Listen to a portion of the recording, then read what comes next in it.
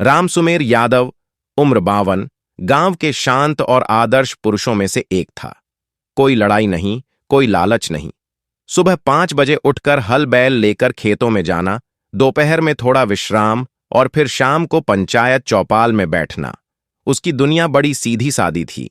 एक छोटी जमीन थी, एक बेटी पूनम और एक पत्नी सावित्री।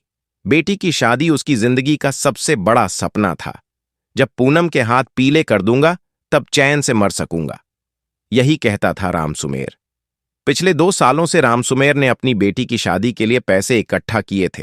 कभी गेहूं बेचा, कभी गाय और कभी रिश्तेदारों से उधार लिया। कुल जमा 5,12,000 रुपए का समुच्चय पैसे उसने नजदीकी ग्राम सेवा केंद्र बैंक में जमा कर दिए। पूनम की शादी अगले महीने थी।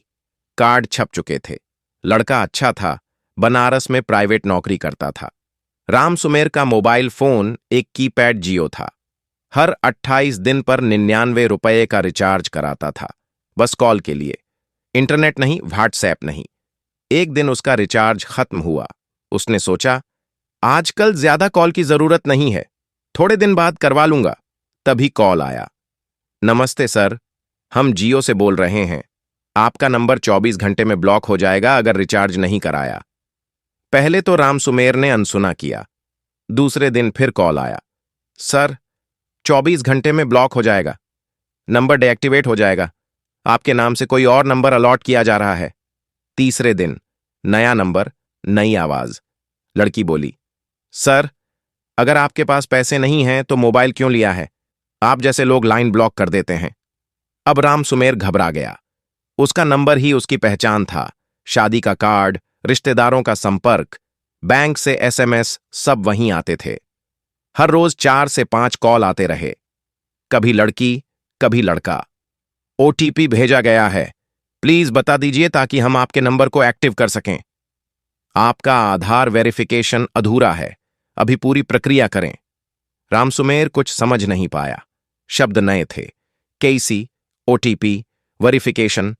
वो अपनी पत्नी से बोला, सावित्री, मोबाइल बिगड़ गया क्या? बार बार अजीब कॉल आ रहे हैं।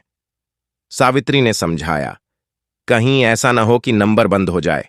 शादी के कार्ड में यही नंबर तो छपा है। उस रात गरज बरस के साथ तेज बारिश हुई। बिजली गई हुई थी। शाम को 7:12 फिर कॉल आया। लड़की की आवाज, सर, आखिरी मौका है, अब नंबर किसी और को ट्रांसफर कर दिया जाएगा, हम कुछ नहीं कर पाएंगे। राम सुमेर डर के मारे बोला, ठीक है बिटिया, कर दो रिचार्ज। सर, कार्ड से 666 रुपए लगेगा और जो मैसेज आएगा उसका ओटीपी बता दीजिए। वो ओटीपी बोल देता है। फिर लड़की मुस्कुराकर कहती है, बधाई हो, आपका नंबर रिचार्ज हो गया। और फोन की बैटरी खत्म हो जाती है। सुबह चार्जिंग के बाद मोबाइल ऑन करते ही धमाका। 50,000 डेबिटेड, 1,20,000 डेबिटेड, 90,000 डेबिटेड, 45,000 रुपए डेबिटेड, बचा हुआ बैलेंस 6 रुपए 50 पैसे। राम सुमेर का हाथ कांपने लगता है। उसका सपना, उसकी बेटी की शादी, उसकी मेहनत, सब खत्म। बैंक में रोते गिड़गिड़ाते हैं, मुझे नहीं पता था, बिटिया की शादी है साहब। बैंक कर्मचारी, चाचा जी, ओटीपी आपने खुद दिया था, ये फ्रॉड है, हम कुछ नहीं कर सकते। साइबर पुलिस स्टेशन में एफआईआर लिखवाई जाती है। इंस्पेक्टर बोलते हैं, पैसे वापस मिलना लगभग नामुमकिन है, ये लोग फर्जी सिम से कॉल करते हैं, सरहद पार से भी हो सकता है।